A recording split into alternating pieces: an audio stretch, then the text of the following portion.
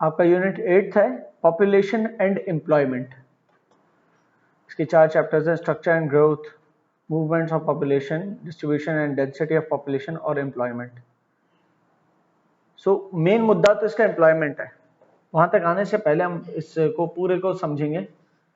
पहले तो before we get into the unit, आखिरी यूनिट है ये, हमने जो टोटल पढ़ा उसके अंदर हमने देखा कि पाकिस्तान के हवाले से पाकिस्तान का लैंड क्या है, उसमें रहते हुए क्लाइमेट कैसा है, टोपोग्राफी समझी लैंड में क्या है, क्लाइमेट समझा क्या है, पाकिस्तान के नेचुरल रिसोर्सेज के बारे में देखा, फॉरेस्ट के बारे में, या हमारा किसी किस्म का फिशिंग सेक्टर है तो उसके हवाले से, मिनरल्स के हवाले से, सब इसमें देख लिया हमने। तो लैंड, क्लाइमेट, फिर उसमें रहते हुए हमारी नेचुरल रिसोर्सेज से क्या क्या अखज हो सकता है, ठीक है। अच्छा, उन्हीं नेचुरल रिसोर्सेज में से पावर एक बहुत इंपॉर्टेंट एरिया था जो नेचुरल रिसोर्सेज से ही बनता है। जैसे रिवर फ्लो हो रहा है तो उससे पावर जनरेट होती है, या हमारे क्रूड ऑयल निकल रहा है उससे क्रिएट होती है। इसको अलग से यूनिट बना के देखा, क्योंकि पावर के बलबूते पे ही फिर आपके बहुत सारे काम होते हैं। एक तो किसी जमाने में सारे काम होते थे मैन पावर से, मैन पावर, एनिमल पावर के जरिए चीजें यूज होती थी ना, कोई चीज घसीटने दूसरी जगह पहुंचाना हो, सब मैन पावर या एनिमल पावर। उसके बाद बिजली बनना शुरू हुआ, बिजली से मोटर चलते हैं और मोटर से बहुत कुछ चल जाता है। उस मोटर के साथ कोई गाड़ी को कनेक्ट कर दो, गाड़ी चल पड़ती है, पंप्स को कनेक्ट कर दो तो पंप पानी को पंप कर लेता है, ठीक है। तो power is a different chapter because it's a resource जो कि मदद देती है कुछ प्रोड्यूस करने में, ठीक है। नेचुरल रिसोर्सेज तो मौजूद है, उनको इस्तेमाल करके कुछ बनाना, उसके जरिए पावर चाहिए। या तो इंसान उसको बनाएगा, फॉर एग्जाम्पल किसी गाय बकरी को ज़िबा करके उसका मीट वगैरह यूज कर लिया, उसके बाद जो उसकी जो खाल बची, उसकी जो हाइड बची, उसको लेदर में कन्वर्ट करेगा अपनी मैनुअल प्रोसेसेस से, या तो अब मशीन के जरिए हो जाता है, मशीन चलती है इलेक्ट्रिसिटी वगैरह से। तो वो पावर के चैप्टर को इसलिए अलग किया, ठीक है। फिर अगेन मशीन को ऑपरेट करने के लिए मैन तो चाहिए ही होता है, तो मैन पावर की रिक्वायरमेंट है, लेकिन अब कम है, फिजिकल मैन पावर कम रिक्वायर्ड, अब सारे काम फिजिकल मशीन से हो जाता है हमारा। इसको देखते देखते हम एग्रीकल्चर के अंदर गए एंड सो और सो फोर्थ, इंडस्ट्री वगैरह के अंदर गए कि एग्रीकल्चर से प्रोड्यूस होती है चीजें। फिर इंडस्ट्रीज के बारे में देखा, और उसके बाद हमने ट्रेड को पढ़ा कि ट्रेड किस तरह, तिजारत किस तरह से होती है। लोकली आप प्रोड्यूस करके सेल कर रहे होते हो या इंटरनेशनली सेल कर रहे होते हो, जो यहाँ नहीं होता वो इंपोर्ट कराना पड़ता है, जो यहाँ सरप्लस पे प्रोड्यूस होता है एक्सपोर्ट करते हो। ये सब कर करा के फिर हमने ट्रांसपोर्ट के बारे में देखा कि जो सब माल खरीदो फरोख्त करते हैं इधर से उधर, वो ट्रांसपोर्ट होता है, उसके लिए कम्युनिकेशन रिक्वायर्ड होती है, एक यूनिट देखा। फाइनली इस सब के अंदर जो इस्तेमाल होती है, जो इन सारी चीजों को इस्तेमाल करते हैं, वो होती है ह्यूमन रिसोर्स। उस रिसोर्स का नाम क्या है? ह्यूमन। एक रिसोर्स है दरख्त, एक प्रोडक्ट है फर्नीचर, चेयर। उस दरख्त से चेयर तक का सफर तय करने के लिए इसकी इन्वॉल्वमेंट चाहिए। किस रिसोर्स की इन्वॉल्वमेंट चाहिए? ह्यूमन की, ठीक है। Before we move on you must understand, कोई भी चीज प्रोड्यूस होती है उसके लिए 3 चीजें चाहिए होती है, लैंड, लेबर और कैपिटल। जगह या नेचुरल रिसोर्सेज भी लैंड में शामिल हो गई, कि कोई नेचुरल रिसोर्सेज और वसाइल और आदमी, इंसान होगा, उसके पास पैसा होगा या टूल्स होंगे, ये सब कैपिटल में आता है। जो टूल्स, इक्विपमेंट, ट्रैक्टर वगैरह या पैसे सब आ जाते हैं, इसलिए पैसा, कैपिटल को पैसा बोल दो। उसका कैपिटल होगा तो वो किसी जगह पर जाके कुछ प्रोड्यूस कर सकता है, ठीक है। तो लेकिन कौन? इंसान। ये सबसे एक कीमती रिसोर्स है, यही एक वो रिसोर्स है जो प्रोड्यूस करती है, और यही वो रिसोर्स है जो कंज्यूम भी करती है। इंसान ही प्रोड्यूस करता है, इंसान ही कंज्यूम भी करता है। इंसान का प्रोड्यूस किया हुआ जानवर और दरख्त, पौधे वगैरह भी कंज्यूम करते हैं, और दरख्त और पौधे और जानवर का प्रोड्यूस किया हुआ इंसान भी कंज्यूम करता है, ये तो होता ही है। लेकिन असल में ज्यादातर क्या इंसान अपने लिए प्रोड्यूस करता है या किसी और के लिए प्रोड्यूस करता है, उसको अपनी प्रोड्यूस चीज देके उससे वो चीज ले लेता है जो उसने प्रोड्यूस की। एक्सचेंज कहलाती है, ट्रेड। यही तो ट्रेड होती है ना, क्या आप मछली पकड़ने में अच्छे थे, मछलियां पकड़ी आपने, और जो लकड़ी काटता था दरख्त से उसको मछलियां देके लकड़ी ले ली, बार्टर सिस्टम वाली ट्रेड है ये। लेकिन आज के दौर में barter system product to product नहीं होते बल्कि करेंसी होते हैं। आप मछली बेच के पैसा कमाते हो, उस पैसे से दर्फ वाले को, लकड़ी वाले को पैसा देके लकड़ी उठा लेते हो, ठीक है। That's how it happens. So human, इसके बारे में पढ़ेंगे। किसी भी मुल्क के लिए human resource is very important. कुछ भी प्रोड्यूस करने के लिए मोस्ट इंपॉर्टेंट है। डिमांड भी ह्यूमन करते हैं, सप्लाई भी ह्यूमन करते हैं, प्रोड्यूस भी ह्यूमंस करते हैं, कंज्यूम भी ह्यूमंस करते हैं, ओके। अब इस पॉपुलेशन के चैप्टर में एक टर्म आपको मिलेगी, ओवर पॉपुलेशन। पॉपुलेशन होनी चाहिए एडिक्वेट। पॉपुलेशन मतलब आबादी, ये होनी चाहिए एडिक्वेट, बिल्कुल मुनासिब या सस्टेनेबल, कि जो चल सके। तादाद में इतनी ज्यादा है कि कोई उसकी गिनती नहीं है, लेकिन सारी की सारी डिपेंडेंट है या कुछ प्रोड्यूस नहीं करती। तो अब रिसोर्सेस कम है, आबादी ज्यादा है, this is called over population. हमारी बात। और आबादी इतनी कम है कि सस्टेन ही नहीं कर सकती आगे, that would be under population. Pakistan का ओवर पॉपुलेशन वाला इशू है, अंडर पॉपुलेशन वाला नहीं है। अंडर पॉपुलेशन क्या होती है? फॉर एग्जाम्पल मेल फीमेल, ठीक है, ये दो अलग सेक्सेस हैं, ये दो अलग जेंडर्स हैं, मोर कॉमनली सेड मेल और फीमेल। इनका अगर एक चाइल्ड हो, वो मेल या फीमेल होगा। इसी तरह मेल और फीमेल कोई दूसरे, इनका एक अलग चाइल्ड हो, वो भी मेल या फीमेल हो सकता है। अब फॉर एग्जाम्पल ये मेल है और ये फीमेल है, फिर इनका एक अलग, आप देख लो आबादी कम हो रही है। तो अगर इनका एक ही चाइल्ड हुआ और इनका एक ही चाइल्ड हुआ, वो दो थे, वो पहले चार थे, चार से दो पे आ गए, ये तो क्या हो रहा है? ये तो खत्म की तरफ जा रहे हैं, राइट। दूसरी तरफ आते हैं, मेल फीमेल,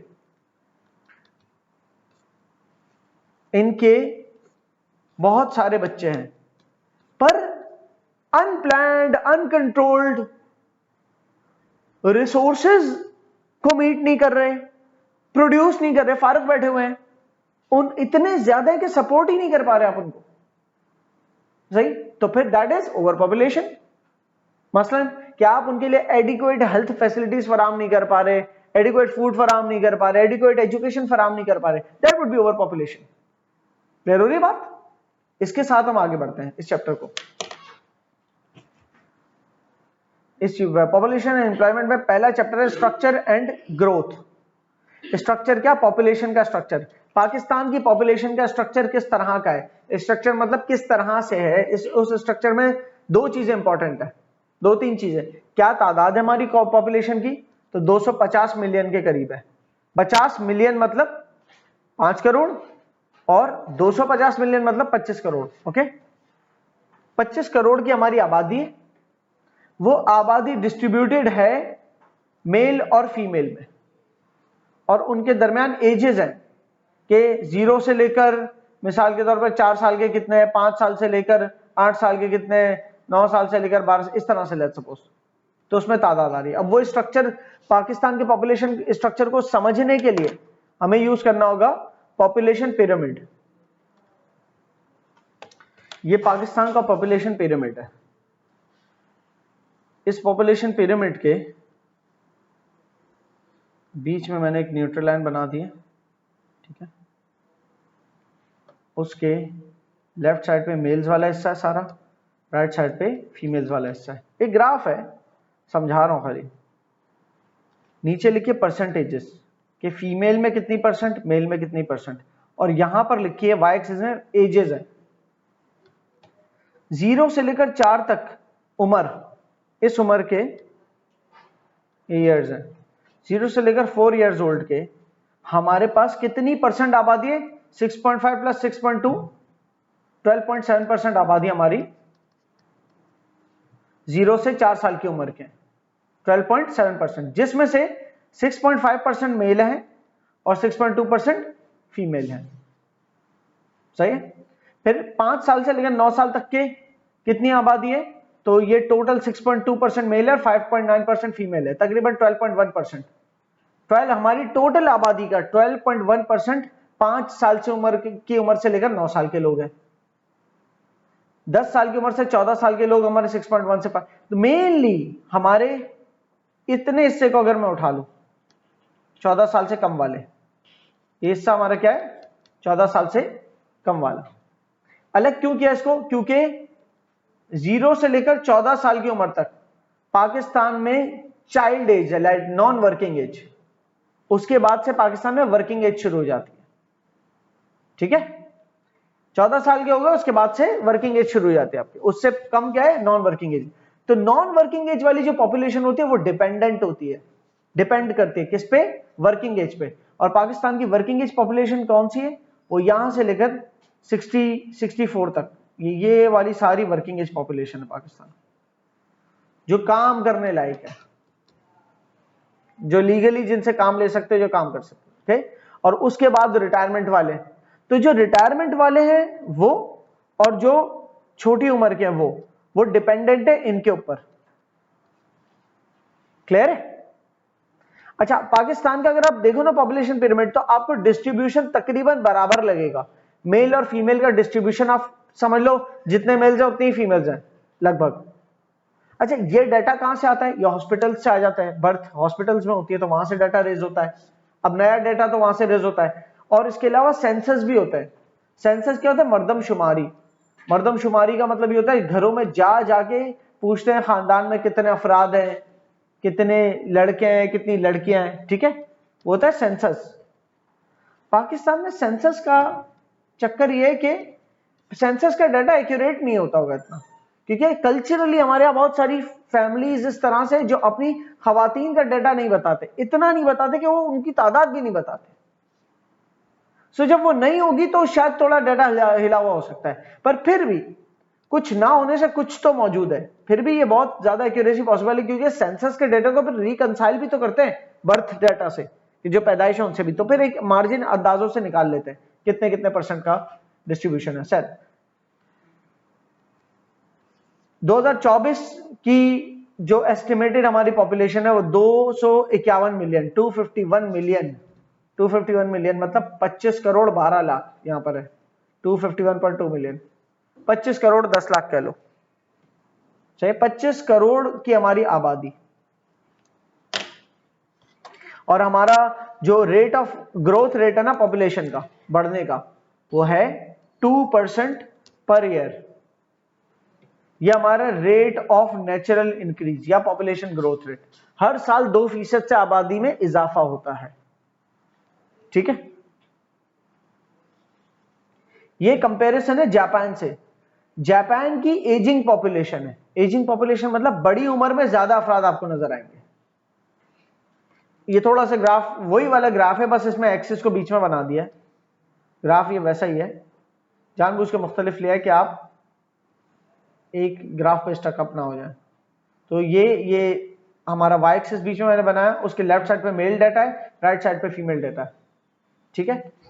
आप ये देखो कि जापान में एजिंग पॉपुलेशन मतलब 80-85 साल के अफराद की तादाद देखो, और ये होता है डिपेंडेंट।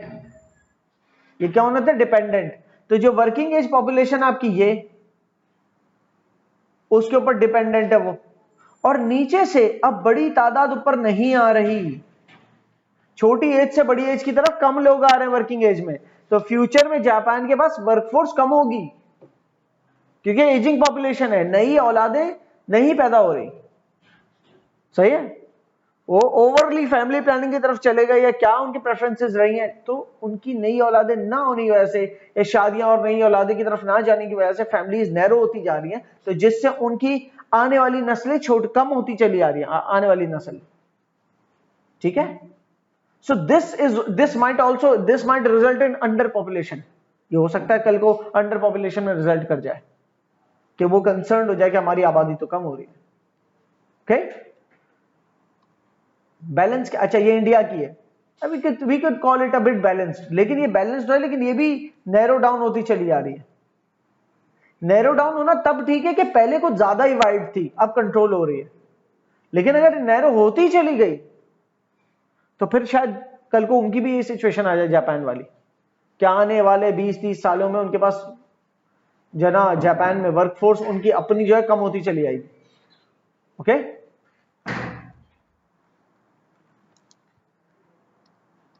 सो इस सब के साथ थोड़ा सा हम प्रोसीड करते हैं।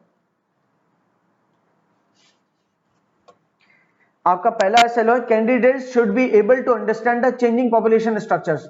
पॉपुलेशन स्ट्रक्चर जो चेंज हो रहे हैं ना वक्त के साथ साथ, पॉपुलेशन बढ़ रही है, कम हो रही है, और उसमें क्या डिस्ट्रीब्यूशन है मेल फीमेल का, वो समझ में आना चाहिए। बोथ एज समझ में आनी चाहिए, और सेक्स, जेंडर इसका कॉमनली यूज्ड वर्ड है, ठीक है। मेल फीमेल की डिस्ट्रीब्यूशन क्या है आपकी टोटल आबादी के अंदर, सही है, as shown by population pyramid for Pakistan. ये पाकिस्तान का पॉपुलेशन पिरामिड है। अच्छा जी, तो इसको आप समझ सको, पॉपुलेशन पिरामिड कभी आए कहीं आए तो आपको उसकी इंटरप्रिटेशन आनी चाहिए। की ऑब्जर्वेशंस क्या है हमारा पॉपुलेशन पिरामिड जो है उसके हवाले से, अगर हम की अपनी ऑब्जर्वेशन जरा चेक करते हैं।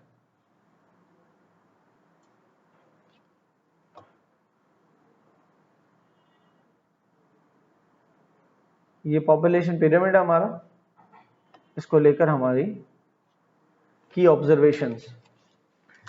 शेप सबसे पहले तो, the pyramid has a broad base. इसके नीचे हमारी जो बेस है ना पिरामिड की, वो बहुत ब्रॉड है। नीचे कितना चौड़ा है ये, ब्रॉड बेस की वजह से मतलब नीचे से यंग जनरेशन ऊपर आती जा रही है ज्यादा तादाद में, क्लियर है। और नैरो टॉप है, टॉप नैरो है, इसका मतलब एक स्पेसिफिक एज के बाद सर्वाइवल रेट बहुत कम हो जाता है। मैक्सिमम आप देख रहे हो ज्यादातर 65 तक पहुंच रहे हो, उसके अंदर अंदर ही खत्म होते चले आ रहे हैं, उसके बाद ज्यादा सर्वाइव नहीं करते। जो 70 तक जा रहे हैं, 72, 73, 75 जा रहे हैं, पाकिस्तान की एवरेज एज से बहुत ज्यादा सर्वाइवल है उसका। बहरहाल जिंदगी मौत अल्लाह के हाथ में, ये तो स्टेटिस्टिक्स है कि जो हो जाता है उसकी एज क्या बन रही है उसके हवाले से। सो 64 तक 65 तक की एज के ऊपर बहुत कम परसेंटेज सर्वाइव कर रही है, उसके अंडर ही जो है ना खत्म होते चले आ रहे हैं, सही जी। तो पिरामिड की बेस ब्रॉड है, मतलब यंग पॉपुलेशन नीचे से बहुत ऊपर आ रही है, और नैरो टॉप है, मतलब एजिंग पॉपुलेशन, एक एज के बाद मतलब ज्यादा लंबी उम्रों तक सर्वाइवल नहीं है, ठीक है। यूथफुल है, पाकिस्तान का पिरामिड बताता है कि यूथफुल है, मतलब ज्यादा आबादी किधर है, यंग की तरफ है, एजिंग नहीं है। जापान का पिरामिड क्या बताता है, एजिंग पॉपुलेशन है, यूथफुल नहीं है, यंग कम है age compare to old, old ज्यादा है तादाद में, ओके। पाकिस्तान की तादाद में यंग ज्यादा, ओल्ड कम है। वर्किंग एज वाली जो बेस है ना 15 साल से 64, मतलब 14 से ऊपर वाली, तो 15 से 64 वाली ये बेस है, यहां से लेकर यहां तक। यहां पर बहुत सारी अवाम है, ज्यादातर हमारी आबादी, इसको टोटल कर लो ना, ज्यादातर हमारी आबादी इन एजेस में। तो एज ब्रैकेट भी तो कितना बड़ा है, 15 से लेकर 65, ये बहुत बड़ा एज ब्रैकेट है, इसके अंदर ही ज्यादातर आबादी होगी ना आपकी, ठीक है। लेकिन अंडर 40 बड़ी मतलब वो बात है, अजीब सी बात है कि अंडर 14, हमारी पॉपुलेशन के अंडर 14 लोग 30% से भी ज्यादा है। हमारी पॉपुलेशन में 30% से ज्यादा जो है वो अंडर 14 है, ये वाला एज ग्रुप है, ठीक है। ये क्या है, ये वो एज ग्रुप है जिसको आपने हेल्थ देनी है, एजुकेशन देना है, और वो खुद ना हेल्थ प्रोड्यूस कर रहे हैं, ना एजुकेशन प्रोड्यूस कर रहे हैं, ना फूड प्रोड्यूस कर रहे हैं। उनके लिए तो लीगल ही नहीं है ना, वो तो एक चाइल्ड है, तो उनको तो किसने सपोर्ट करना है, वर्किंग एज पॉपुलेशन ने। बूढ़ों को भी वर्किंग एज पॉपुलेशन ने सपोर्ट करना है, और बच्चों को भी, क्लियर। ओवर पॉपुलेशन तब हो जाती है कि जो वर्किंग एज पॉपुलेशन है वो नहीं सपोर्ट कर पा रही बच्चों को। वाई, पॉपुलेशन की बेस इतनी बढ़ गई है लेकिन रिसोर्स डेवलपमेंट उतनी नहीं है, समझ आ रही है। देन इट्स अ प्रॉब्लम, फिर पॉपुलेशन प्रॉब्लम है कि अब आप तालीम नहीं दे पा रहे, तरबियत नहीं कर पा रहे, तो उस तादाद का क्या करना है फिर, इतनी बड़ी तादाद का, समझ आ रही है। और जब क्वालिटी देना शुरू हो जाते हैं ना अपब्रिंगिंग के अंदर, तो फिर खुद ही पता चल जाता है कि 1, 2, 3 ही कितनी तादाद ज्यादा हो जाती है। कुछ होते हैं कि जिनके यहां बहुत तादाद है और उसके बावजूद इनके यहां क्वालिटी अपब्रिंगिंग है, तो उनके वहां ओवर पॉपुलेशन का इशू नहीं है, बिकॉज वो कॉन्ट्रीब्यूटरी है, वो सोसाइटी में कॉन्ट्रीब्यूटरी है। कुछ है जिनके यहां तादाद बहुत कम है, एक ही बच्चा है या 2 ही बच्चे हैं, पर दोनों क्रिमिनल है, तो ये दो भी बहुत है, ये दो भी नहीं होने चाहिए थे। समझ आ रही है? सोसाइटी को नेगेटिव की तरफ लेके जा रहे हैं। So this is all about resource development, कि आपकी पॉपुलेशन रिसोर्स डेवलपमेंट के अंदर कैसी सपोर्टिव है। कुछ होते हैं जो अप लार्जर देन लाइफ होते हैं, कि खुद तो अपना पूरा कर लेते, अपने से बढ़कर ऐसे सिस्टम्स क्रिएट कर लेते हैं जो दूसरों को भी बहुत पूरा करके देते हैं। ऐसे बड़े बड़े नाम गुजरे हैं, बड़ी बड़ी पर्सनैलिटीज हैं जिनके बनाए हुए इदारों ने कितनों को मुस्तफीद किया है। ठीक है, सो अब वो अगर अपने घर के 5वें 6ठे या 7वें बच्चे थे, you do not call that over population, आप कहोगे। और वो उनके तमाम भाई और भी उतने अच्छे थे अगर तमाम भाई बहन है। So that is literally a resource issue. मेरा पॉइंट ऑफ व्यू तो यही है कि रिसोर्स आपका बैलेंस सपोर्ट कर रहा है कि नहीं। अगर वो नहीं कर रहा है तो कम बच्चे भी बहुत ज्यादा है, और ज्यादा मतलब अगर 1-2 बच्चे लेकिन वो भी ना कर रहे तो फायदा नहीं, वो भी ओवर पॉपुलेशन, वो भी बर्डन है रिसोर्सेज पे। ठीक है जी। वर्किंग एज पॉपुलेशन हमारी ज्यादा है 15 से 64 वाली, ये देख लिया हमने। एल्डरली 65 प्लस हमारे बहुत कम है, बहुत कम तादाद है जो 65 से ऊपर जाती है बाय एज। तो इसका मतलब लाइफ एक्सपेक्टेंसी पाकिस्तान की कम है, लोअर लाइफ एक्सपेक्टेंसी है। एवरेज एज कितनी है? 65 तक जाती है। फिर मजीद हमारे पॉपुलेशन पिरामिड के क्या फीचर है, खुसूसियात अगर हम देखें तो मेल और फीमेल की डिस्ट्रीब्यूशन जो है वो ऑलमोस्ट इक्वल है। ठीक है, बर्थ रेट ज्यादा है, वाइड बेस है ना 0 से 4, तो इसका मतलब बर्थ रेट ज्यादा है। डेथ रेट टेपर होता है, टेपर मतलब स्लोप डाउन हो रहा है, और डेथ रेट इवेंचुअली जो है अराउंड 60s के अंदर जाके डेथ रेट एटमोस्ट हो जाता है। ठीक है, डिपेंडेंसी रेशियो कहते हैं कि वर्किंग एज पॉपुलेशन के अलावा वाली पॉपुलेशन, जिसको आप नॉन वर्किंग एज भी कह लेते हैं, कि आपकी टोटल पॉपुलेशन में से नॉन वर्किंग एज वाली कितनी है। सही है, ये आपका निकालता है डिपेंडेंसी रेशियो, क्योंकि जो नॉन वर्किंग एज है वो डिपेंडेंट होती है किस पे? वर्किंग एज वाली 15 से 64 के दरमियान वालों के ऊपर वो डिपेंडेंट होती है। सही, तो हमारे यहां डिपेंडेंसी रेशियो बहुत ज्यादा है। किसकी वजह से? ओल्ड एज वालों की वजह से नहीं, ओल्ड एज की तादाद तो बहुत कम है। किसकी वजह से डिपेंडेंसी रेशियो ज्यादा है? 0 से 14 साल वाले बहुत है तादाद में। क्लियर है? Effects of population, candidates should be able to explain and evaluate the effects of present and projected population of Pakistan। Pakistan का जो पॉपुलेशन स्ट्रक्चर अभी जो है और प्रोजेक्टेड मतलब फ्यूचर, आगे फोरकास्टेड कह लो, प्रोजेक्टेड कह लो, इसका मतलब जो फ्यूचर में जाके जो होगा एक्सपेक्टेड, तो उससे आपको क्या समझ में आता है। तो 2050 तक का यहाँ डाटा मौजूद है, जिसकी एक्सपेक्टेशन वाइज देखा जाए तो यह है कि 2050 तक पहुंच के हमारी पॉपुलेशन 250 मिलियन, फिर 270 मिलियन, फिर 300 मिलियन, 320, 340 और 360 मिलियन। 2050 तक जाके 360 मिलियन मतलब 36 करोड़ तक एक्सपेक्टेड है पहुंच जाए। सही है, जिसमें से 65 साल से ऊपर वाले कितने परसेंट होंगे उस 36 करोड़ में से, और 0 से 14 साल वाले कितने परसेंट होंगे, और बाकी जो होंगे वो 66% के करीब होंगे जो 15 से 64 वाले। तो बहरहाल हमारी जो प्रोजेक्टेड पॉपुलेशन और करंट पॉपुलेशन का क्या इंपैक्ट है हमारी इकोनॉमी पे, उसके ऊपर बात हो रही है यहाँ पर। हमारे मुल्क में क्या इंपैक्ट है उसका।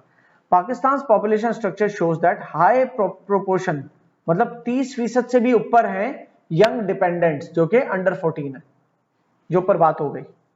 ठीक है, and a growing working age 15 से 64। पाकिस्तान की वर्किंग एज पॉपुलेशन है बढ़ रही है, जो आज छोटे हैं उम्र में 14 से अंडर है, कितने ज्यादा है ना, तो 15, 16, 17 के होंगे ना, तो वो सारा जो डब्बा है वो ऊपर की तरफ ट्रेवल होगा। तो कल को वर्किंग एज पॉपुलेशन बहुत ज्यादा होगी हमारी, तो ग्रो हो रही है हमारी working age population, which is a good sign. काम करने वाले आपके पास ज्यादा होंगे।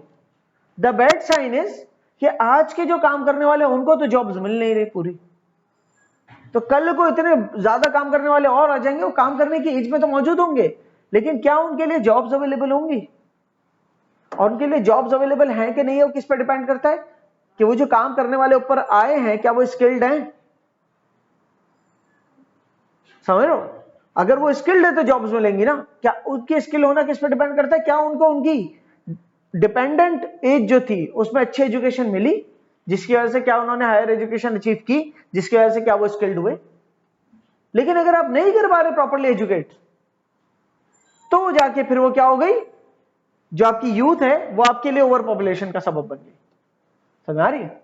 So it is all about the resource management के पॉपुलेशन के इक्विवेलेंट रिसोर्सेज मैनेज हो रही है कि नहीं। अगर वो हो रही है तो वो सारे लोग वर्किंग एज में बनेंगे और पाकिस्तान के पास बहुत सारे वर्कर्स हो जाएंगे। फिर जो मुल्क के अंदर रहते हुए काम करेंगे, जो माइग्रेट करके मुल्क के बाहर जाके भी काम कर सकते हैं, जो कि पाकिस्तान की जीएनपी का हिस्सा बनेंगे, ग्रॉस नेशनल प्रोडक्ट का हिस्सा बनेंगे, आपकी नेशन से ताल्लुक रखते हो। समझ आ रही बात? तो इस ग्राफ के बलबूते पे यहां पर कमेंट्री है, बाय 2050 तक if the projected population remains as the table shows, अगर इसी तरह से रही पॉपुलेशन जैसा कि टेबल बता रहा है, तो फिर क्या होगा कि हमारे जो यंग डिपेंडेंट्स हैं आज जो 33% पे 31% पे खड़े हैं, वो 26% तक आ जाएंगे। तो हमारा बहुत बड़ा डिक्लाइन आ जाएगा यंग डिपेंडेंट्स पे, कि अभी वो 33% हमारे यूथ है अंडर 14, 2050 तक जाके वो सिर्फ 26% होगी, विच is a very healthy percentage, good enough है वो भी इतनी यूथ।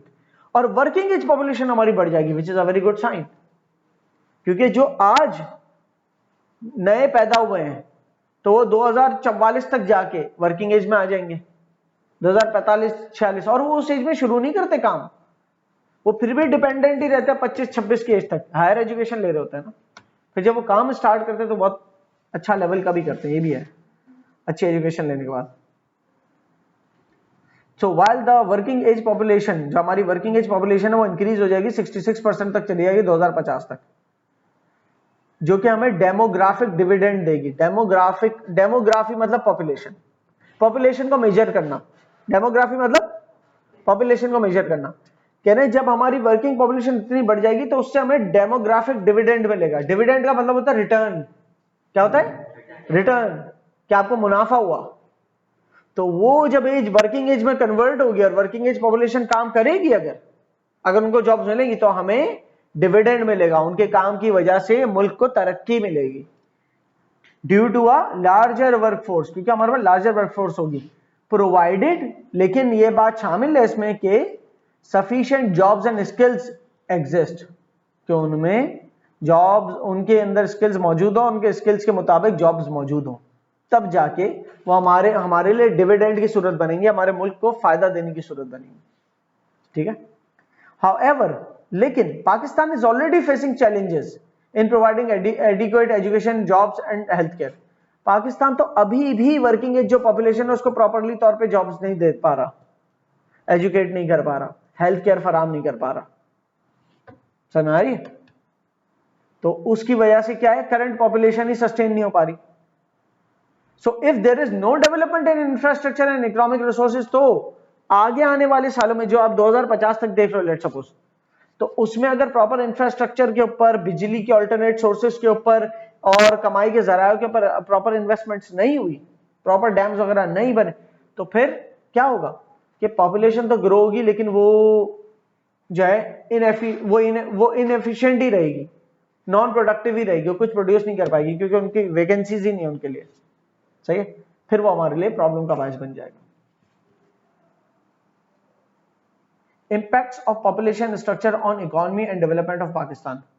पाकिस्तान की मईशत पे पॉपुलेशन का इम्पैक्ट क्या है, करंट इम्पैक्ट क्या है और फ्यूचर में क्या है, वही जो पीछे बातें की उसको टेबल के अंदर बता दिया है। डिपेंडेंसी, अभी करंटली पाकिस्तान में डिपेंडेंसी हाई है क्योंकि यूथ इतनी ज्यादा है, वो हाई डिपेंडेंसी रखती है। किस पे डिपेंडेंट है वो सारी यूथ? वर्किंग एज पे। करंटली तो ये है, फ्यूचर में क्या है कि डिपेंडेंसी कम हो जाएगी और वर्किंग एज पॉपुलेशन बढ़ जाएगी। वो सारे आज की जो यूथ है वो ऊपर डेवलप कर जाएगी और नई औलादें पैदा होंगी तो वो अगले 2050 की यूथ कहलाएगी, लेकिन वो कम होगी। प्रोजेक्टेड ऐसा है कि अब लोग कम औलादें ले रहे हैं, तो अब लोग कम औलादें ले रहे हैं, फैमिली प्लान इस तरह से कर रहे हैं कि ज्यादा बच्चे नहीं प्लान कर रहे, तो फिर पॉपुलेशन फ्यूचर में नैरो डाउन होगी तो फ्यूचर में डिपेंडेंट्स कम रह जाएंगे और जो वर्किंग एज है वो बढ़ जाएगी पॉपुलेशन। क्लियर? तो फ्यूचर का डब्बा ये प्रोजेक्टेड वाला है। उसके बाद एम्प्लॉयमेंट, अभी हाई अनएम्प्लॉयमेंट है, जॉब्स नहीं है मौजूद, बहुत ज्यादा लोग अनएम्प्लॉयड बैठे हुए हैं, क्योंकि या तो स्किल्स नहीं है उनके पास, या जो उनके स्किल्स है उसके मुताबिक जॉब्स नहीं है। ठीक है, तो अभी की ये सिचुएशन है। फ्यूचर में क्या, फ्यूचर में डिपेंड करता है, 2050 तक डिपेंड करता है जॉब अपॉर्चुनिटीज होती है कि नहीं होती। अगर होती है तो एम्प्लॉयमेंट बहुत अच्छी होगी, नहीं होती तो फ्यूचर में भी अनएम्प्लॉयमेंट बहुत हाई होगी। ठीक है, इकोनॉमी, करंटली हमारी इकोनॉमी जो है वो स्ट्रेन हुई हुई है, बोझ, स्ट्रेन का मतलब होता है बोझ। हमारी इकोनॉमी में बहुत ज्यादा बोझ है, क्योंकि बहुत बड़ी आबादी है जो कि नॉन प्रोडक्टिव है, और जो प्रोडक्टिव है वो बहुत कम है। तो उन कम तादाद के जो प्रोडक्टिव लोग हैं उनकी बुनियाद पे तमाम नॉन प्रोडक्टिव आबादी जो है वो सस्टेन कर रही है किसी तरह। हुकूमत तो कर ही नहीं पा रही सस्टेन, बहुत सारे एनजीओ जो है वो मुश्किल जाके सस्टेन करवा रहे हैं किसी को। क्लियर है?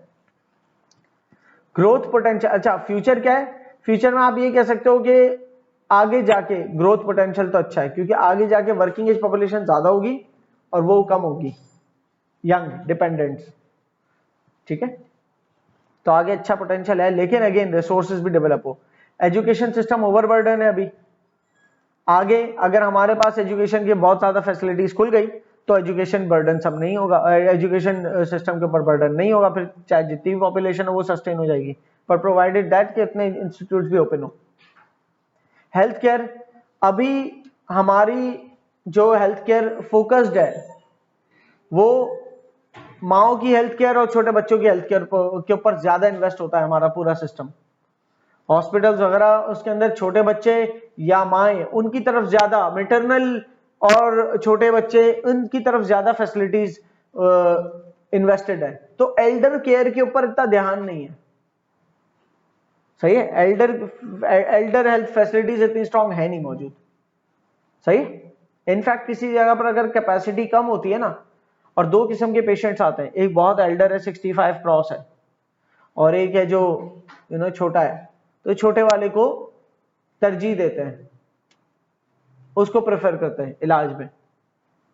वाई? बिकॉज उनको ये होता है कि एल्डर वाला तो एज भी काफी गुजार चुका है और पता नहीं सर्वाइवल चांस कितना है कि नहीं, हम इतनी एफर्ट्स लगाएं, वो तो एज भी इतनी हो गई है, सर्वाइवल रेट कम है, लेकिन छोटे वाले के सर्वाइवल चांस भी ज्यादा होते हैं, तो they do it like that. So अगर हमारे पास लिमिटेड फैसिलिटीज है तो ज्यादातर कहां डायरेक्ट कर देते हैं उनको, यंग के ऊपर, यूथ के ऊपर। ठीक है, तो जब कल को 2050 तक जाके हो सकता है कि एल्डर केयर की डिमांड भी बढ़ जाए, एल्डर केयर की तरफ भी हमारी फैसिलिटीज खुल जाए 2050 तक जाके।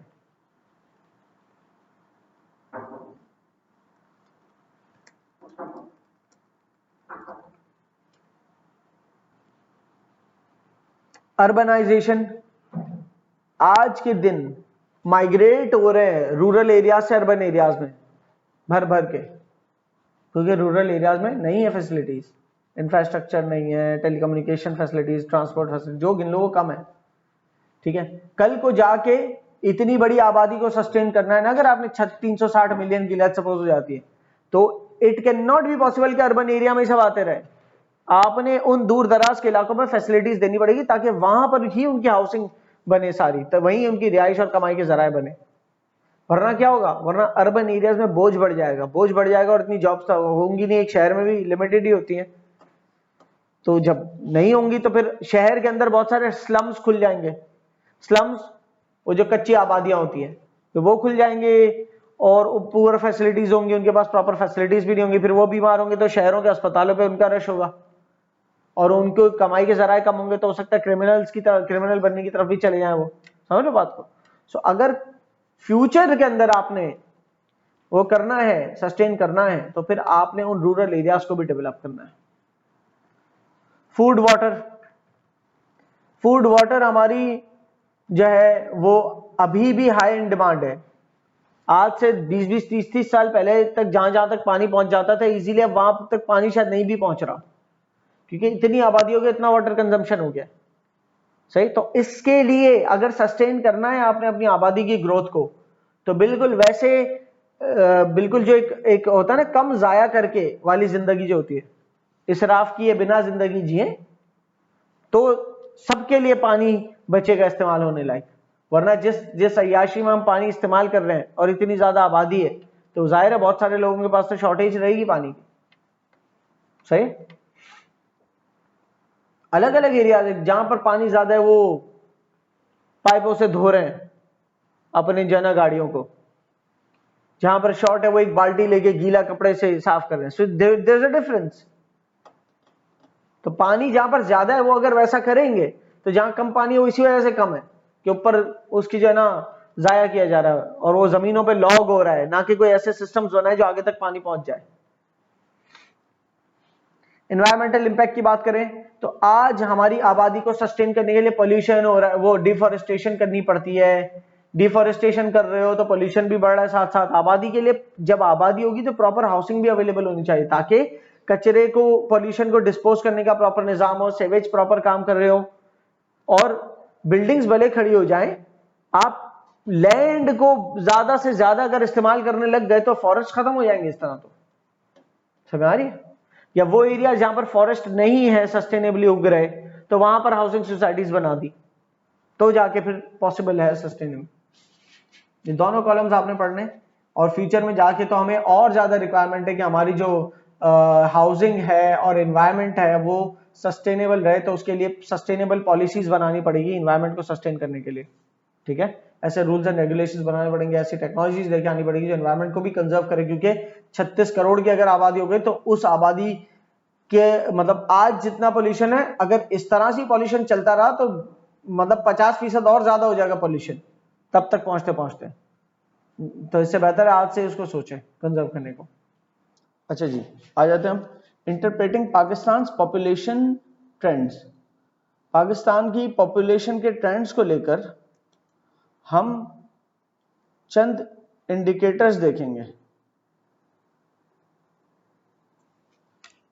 पहला है जनरल फर्टिलिटी रेट। ये सारे नहीं देखेंगे, आपके 2-3 अंदर नीचे बताऊंगा, पर आपको फिर भी इन सब की इंफॉर्मेशन देता हूं। General fertility rate, general fertility rate ये होता है, फर्टिलिटी का मतलब बर्थ, पैदाइश, प्रोड्यूस कितने हो रहे हैं, बच्चे कितने प्रोड्यूस हो रहे हैं, ये समझ लो। जमीन फर्टाइल होती है जिस तरीके से, तो वो कुछ ना कुछ आउटपुट एग्रीकल्चर प्रोड्यूस करता है। ठीक है, तो अगर एक जनरेशन फर्टाइल है तो उनसे रिप्रोडक्शन होगी और आबादी बढ़ेगी। ओके, तो जनरल फर्टिलिटी रेट का मतलब कितनी, आमतौर पर कितनी आबादी बढ़ रही है। टोटल फर्टिलिटी रेट, ये आप जनरल फर्टिलिटी, टोटल फर्टिलिटी इनको ड्रॉप करें अभी, इसका मतलब बस समझ ले पैदाइश कितनी हो रही है। ठीक है, क्रूड बर्थ रेट ये हम देखेंगे, क्रूड डेथ रेट देखेंगे, इसके अलावा हम रेट ऑफ नेचुरल इंक्रीज, ये 3 देखेंगे बाय फॉर्मूला। बाकी आप समझ जाए जनरल या टोटल फर्टिलिटी का मतलब क्या होता है, कितने आमतौर पे कितने पैदा हो रहे हैं हर साल, लेकिन बर्थ रेट का मतलब भी वही होगा कि कितने पैदा हो रहे हैं। तो हम क्रूड बर्थ रेट को देखने लगे। लाइफ एक्सपेक्टेंसी का मतलब कि पैदाइश से कितने साल जीने की मतलब एक्सपेक्टेशन है, और ये एक्सपेक्टेशन कुछ कोई किसी का नहीं बता सकता, लेकिन ये एक्सपेक्टेशन बनती है स्टैटिस्टिकल डाटा के ऊपर, कि स्टैट्स ये बताते हैं कि आपके अब तक मिसाल के तौर पे 50, 60, 70 साल की जो भी हिस्ट्री है, उससे पाकिस्तान में जो एज है वो कहां तक चली है लोगों की, तो उसके हिसाब से उनका सबका एवरेज निकाल लेते हैं, उन सबका मीन मतलब एवरेज निकाल लेते हैं, तो पता चलता है कि 65 साल के करीब करीब है पाकिस्तान के लाइफ, पाकिस्तान के लोगों की लाइफ एक्सपेक्टेंसी, जिसमें खवातीन की थोड़ी ज्यादा है, मर्दों की थोड़ी कम है 65 से। ठीक है, लाइफ एक्सपेक्टेंसी को भी मैं समझाने नहीं बैठा, बस आपको ऊपर ऊपर से बता दिया। इन्फेंट मोर्टेलिटी रेट, इन्फेंट होता है नौ मौलूद बच्चा, नौ मतलब नया, मौलूद मतलब जिसकी विलादत हुई, पैदा हुआ, तो नौ मौलूद बच्चा जो है, जो 0 से लेकर 1 ईयर तक काउंट होता है इन्फेंट, उसकी मोर्टेलिटी, डेथ, उसका मतलब उसकी डेथ। तो इन्फेंट मोर्टेलिटी, छोटे से बच्चे की डेथ का रेट क्या है। तो ऐसा होता है जहां पर मेडिकल फैसिलिटीज अच्छी ना हो और टाइमली और मतलब वेल प्लान्ड फैमिली ना हो। ठीक है, ऐसा होता है एक औलाद हुई उसके बाद बिना वक्फे के दूसरी तीसरी, तो फिर वो जो बच्चे पैदा हो रहे हैं उनको नशोनुमा का वक्त कम मिल रहा है। ठीक है, और कभी प्री मेच्योर बर्थ हो जाती है, मतलब टाइम आने से पहले पैदा हो गए। तो शहरों में तो फैसिलिटीज उस तरह की मौजूद होती हैं, इंक्यूबेटर्स और ये सब, जहां और अफोर्ड भी कर सकते हैं शहरी जिंदगी में बहुत से लोग। ठीक है, लेकिन वो देहात वगैरह में अगर वक्त से पहले बच्चा हो जाए तो फिर वो इतना, उसको एक एनवायरनमेंट चाहिए होता है जो कि एक बहुत एक्सपेंसिव इक्विपमेंट चाहिए होता है, लेकिन अगर वहां हेल्थ केयर सिस्टम इतना स्ट्रांग नहीं तो बच्चा सर्वाइव नहीं करते। ठीक है, तो infant mortality, infant mortality Pakistan में इन्फेंट मोर्टेलिटी रेट क्या है, तो वो मेरे ख्याल से हर 1000 में से कोई 25 या 26 बच्चे हैं, जो हर 1000 पैदा होने वाले में से 25 या 26 बच्चे ऐसे हैं जो जिनका इंतकाल हो जाता है। ठीक है, will see. Crude birth rate, crude death rate और रेट ऑफ नेचुरल इंक्रीज, ये तीन है जिसको हम आगे देखेंगे। वैसे बता दूं, क्रूड बर्थ रेट का मतलब किस स्पीड से बर्थ हो रही है, क्रूड डेथ रेट का मतलब किस स्पीड से डेथ्स हो रही है, और रेट ऑफ नेचुरल इंक्रीज का मतलब इन दोनों का फर्क। डेथ रेट ज्यादा और बर्थ रेट कम हो तो रेट ऑफ नेचुरल इंक्रीज नहीं होगा, डाउन जा रही है पॉपुलेशन। ठीक है, बर्थ ज्यादा हो डेथ कम हो तो नेचुरल इंक्रीज क्या है, पॉजिटिव है कि पॉपुलेशन ऊपर जा रही है। क्लियर है। कोई कंट्री है जिसकी मिसाल अगर मैं लूं कि जिसका डेथ रेट कम हो और बर्थ रेट ज्यादा हो, तो वो पाकिस्तान है। वो कैसे पता चले, वो हमारे पॉपुलेशन पिरामिड से पता चला कि हमारे पॉपुलेशन पिरामिड का स्ट्रक्चर कुछ यूं है कि नीचे से आने वाले ज्यादा हैं ये सारे, और ऊपर से जो डेथ रेट है कम होते जा रहे हैं। ठीक है, जबकि पैदा होने वाले बेस ज्यादा है। समझ में आ रही बात। जापान का बोलूं तो उनका इस तरह से है कि पैदाइशें कम हो रही है, अब वो पिछले पैदा हुए यहां बड़े हो चुके हैं, वो यहां तक पहुंच गए, इन उम्रों तक पहुंच चुके हैं। समझ में आ रही बात। तो पैदाइशें कम हो रही है, डेथ रेट ज्यादा है, बर्थ रेट कम है, तो ये डिक्रीजिंग पॉपुलेशन की तरफ जा रहे हैं। तो इनका रेट ऑफ नेचुरल इंक्रीज जो है RNI जिसे हम कहते हैं वो माइनस में है, नेगेटिव है।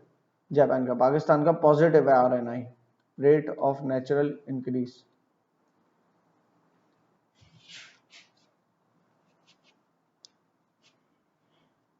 यहां पर क्रूड बर्थ रेट, उसका फॉर्मुलेशन मैं बाकायदा बताऊंगा कैसे होता है। क्रूड बर्थ रेट ये लिखा है बर्थ पर 1000, ये 1000 की पॉपुलेशन पे देखा जाता है। ठीक है, बर्थ पर 1000 पॉपुलेशन, इसी तरीके डेथ्स पर 1000 पॉपुलेशन। ये मतलब ये कि आपकी 1000 अफराद अगर मौजूद है तो उसमें से उनकी बुनियाद पे रखा जाए तो कितने अफराद पर ईयर जो है ना पैदा हो रहे हैं, तो हर 1000 के बदले 27 और पैदा हो रहे हैं। यह है क्रूड बर्थ रेट, हर 1000 के बदले 27 और पैदा हो रहे हैं। और डेथ रेट क्या है, हर 1000 की पॉपुलेशन में से 6.7 डाई हो रहे हैं। हर 1000 की पॉपुलेशन में से 27 पैदा हो रहे हैं और हर 1000 की पॉपुलेशन में से 6.7 डाई हो रहे हैं। ठीक है, तो और जब इसको मैं मल्टीप्लाई बाय 100 करूंगा तो हम मेरे पास रेट ऑफ, अभी रेट ऑफ नेचुरल इंक्रीज की लेकिन बात नहीं हो रही, बस इसको यूं समझो, ये ऊपर है क्रूड बर्थ रेट और ये क्रूड डेथ रेट। अब डेथ रेट और बर्थ रेट से ध्यान में रखो। चलो, रेट ऑफ नेचुरल इंक्रीज, इन दो का फर्क निकाल के उसको मल्टीप्लाई कर देते हैं हम 100 से, तो परसेंटेज में आ जाता है answer. Rate of natural increase कितना हमारा 2%। हर साल पॉपुलेशन 2% से बढ़ रही है। ये अच्छा नहीं है एक ऐसे मुल्क के लिए कि जहां पर रिसोर्सेज ऑलरेडी स्ट्रेन्ड हो। इसको अच्छा बनाने के लिए आपने वर्किंग करनी पड़ेगी। इस पे एक है ना सैयद जाफर करके कोई शायर, उनका भी मिडिल नेम मैं भूल रहा हूं, उनका शेर है, शौक से लखते जिगर नूरे नजर पैदा करो, शौक से लखते जिगर नूरे नजर पैदा करो, जालिमों थोड़ी सी गंदुम भी मगर पैदा करो। So you need to balance it off with resource development. अगर फारग है, बढ़ती जा रही है, लेकिन कोई इसके अंदर जो है ना क्वालिटी नहीं है आपकी जो है ना पॉपुलेशन में, तो वो भी ओवर पॉपुलेशन है, उतनी भी ओवर पॉपुलेशन है, because they will and up a burden. और बर्डन बनना तो एक बात है, हो सकता है कि जॉबलेस होने पे, प्रेशर्ड होने के ऊपर हो सकता है क्राइम की तरफ चले जाए। ऐसी शौक से नहीं आता कोई, किसी को नजर आ रहा होता है उसमें बहुत सारा पैसा, बहुत सारे बेनिफिट्स, तो क्रिमिनल बनता है, चोरी चकारी करता है। सो you know, तालीम तरबियत is very important. So if you are not able to do that, if you are not able to educate them enough to get enough skills and get enough jobs for themselves और कुछ produce कर सके, तो अगर ये सब नहीं कर सकते सस्टेन, तो वो ओवर पॉपुलेशन कहलाती है। समझ आ रही है। तो कभी भी इस बहस के अंदर आएंगे तो आप समझ जाएंगे कि ये अंडर पॉपुलेशन ओवर पॉपुलेशन के चक्कर क्या है। इन्फेंट मोर्टेलिटी रेट डेथ्स पर 1000, अच्छा हर 1000 बच्चे जो पैदा, ये डेथ्स पर 1000 बर्थ्स है, ऊपर है पॉपुलेशन, ऊपर 1000 लोग की पॉपुलेशन है जनरली, और उसके ऊपर डेथ कितनी हो रही है लिखा है। यहां पर लिखा है हर 1000 बच्चे जो पैदा होते हैं उसमें से कितने मरते हैं। जनरल पॉपुलेशन आपकी 25 करोड़ की पॉपुलेशन की बात नहीं हो रही यहाँ पर बात हो रही है जो हर 1000 बच्चे पैदा होने में से कितने मरने के चांसेस है। तो 56 है, नॉट 26। हर 1000 में से 56 बच्चों की डेथ होती है। ये स्टैट्स है, स्टैट्स मतलब ये हिस्ट्री है हमारी। लाइफ एक्सपेक्टेंसी एट बर्थ, जब पैदा होते हैं तो उस वक्त लाइफ एक्सपेक्टेंसी है 65 साल, जिसमें से मर्दों की लाइफ एक्सपेक्टेंसी है 64.5 इयर्स और फीमेल्स की लाइफ एक्सपेक्टेंसी है 65 अब ये एक्सपेक्टेंसी एक एवरेज है, फिर बता रहा हूं, इसका हरगिज मतलब ये नहीं है कि कोई 75 80 90 जी सकते हैं, लेकिन जनरली जो ये फॉर एग्जांपल कोई जी रहा है 75 80 साल और कोई एक्सीडेंटल डेथ मर गया 30 साल की उम्र में, तो इन दो का एवरेज निकलेगा कोई मिडिल पॉइंट। समझ आ रही? So this is what it is. ये स्टैट्स हमारे। अब आ जाते हैं क्रूड बर्थ रेट के ऊपर। इसका फॉर्मूला क्या होता है? क्रूड बर्थ रेट का मतलब जैसा मैंने ऊपर बताया, is defined as the number of births per 1000 population. हर 1000 लोगों की के बनिस्बत कितने बच्चे पैदा होते हैं।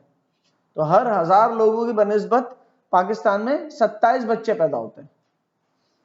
ठीक है, जिसमें से अगर अर्बन एरियाज की बात करें, सिटीज की बात करें, तो हर 1000 में से सिर्फ 23 बच्चे पैदा होते हैं, जबकि रूरल एरियाज, रिमोट एरियाज, देहात की बात करें तो हर 1000 में 29 बच्चे पैदा होते हैं। तो देहात में ज्यादा पैदाइश है एज कंपेयर टू सिटी। सही है? सिटी का एक एक्सपेंसिव लाइफस्टाइल है, बहुत सारी फैसिलिटीज वगैरह वगैरह वगैरह, तो उसके बाद जो है फिर वो इतने उसकी तरफ मतलब इतनी क्या कहते हैं, इतने बच्चों पे नहीं जाते सिटी की फैमिलीज होते हैं, लेकिन देहात की फैमिलीज में ज्यादा बच्चों की तरफ जाते हैं, बिकॉज उनके बहुत सारे रीजन है जो कि हम नीचे देखेंगे अभी वजह क्या होती है उसकी। क्रूड डेथ रेट, अच्छा ये फॉर्मूला डिस्कस नहीं किया, सॉरी। क्रूड बर्थ रेट का फॉर्मूला ये आपके सामने। क्रूड बर्थ रेट मतलब CBR is equal to number of births in a year divide by thousands of population. पूरे साल कितने बच्चे पैदा हुए divided by thousands of population. Pakistan का क्रूड बर्थ रेट लिखा हुआ 27। ये 27 बच्चे या 27 बर्थ्स हर 1000 की बुनियाद पर है। तो इसको कैलकुलेट कैसे करेंगे वो देख लेते हैं। लेट सपोज पाकिस्तान में 6750, मैंने कैलकुलेशन करके रखी थी, ठीक है, 6750,000 इतनी बर्थ्स हुई हैं, और पाकिस्तान की टोटल पॉपुलेशन है 250 मिलियन। लेकिन ये तो टोटल पॉपुलेशन है ना, मुझे टोटल पॉपुलेशन नहीं रखनी, मुझे क्या रखनी, कितने हजार। तो 250,000 है ना, तो अगर मैं उसको डिवाइडेड बाय 1000 कर दूं तो ये आखिर के 3 जीरो तो कट जाएंगे, ताकि हमारा आंसर जो है वो पर 1000 के अंदर आ जाए। ये थोड़ी मैथमेटिक्स इन्वॉल्व है, ज्यादा नहीं कुछ। तो हम बता रहे पर 1000 ऑफ पॉपुलेशन मेरा आंसर होना चाहिए। जब ये इसको अब 6750 को डिवाइड करेंगे 250,000 से, तो 3 जीरो से कट गए, 1 जीरो इससे कट गया, फिर 675 को डिवाइड करेंगे 25 से, तो it will become, answer will be 27। 27 birth, तो क्रूड बर्थ रेट क्या है हमारा, 27 बच्चे पैदा होते हैं हर 1000 की पॉपुलेशन पे। क्लियर है? क्रूड डेथ रेट की अगर हम बात करें, सिमिलरली क्रूड डेथ रेट के फॉर्मूला के अंदर हम नंबर ऑफ डेथ्स को ऊपर रखते हैं और डिवाइड करते हैं पर 1000 पॉपुलेशन। तो हमारी थाउजेंड्स के अंदर पॉपुलेशन देखें अगर, मतलब 3 जीरो कॉमन ले लें तो 250,000 बनती है, वरना 250 मिलियन है, लेकिन 3 जीरो कॉमन लेके 250,000 बनती है। उसमें 1675000 हमारे पूरे साल की टोटल डेथ्स इतनी है, डिवाइड बाय 250,000 पॉपुलेशन। ठीक है, जब ये 3 जीरो उन 3 जीरो से कट गए, फिर इसको जब हम डिवाइड करेंगे तो you will get the answer 6.7। 6.7 crude death rate है, मतलब 6.7 लोग मरते हैं हर साल हर 1000 लोगों में से, ठीक है, पर 1000 ऑफ पॉपुलेशन।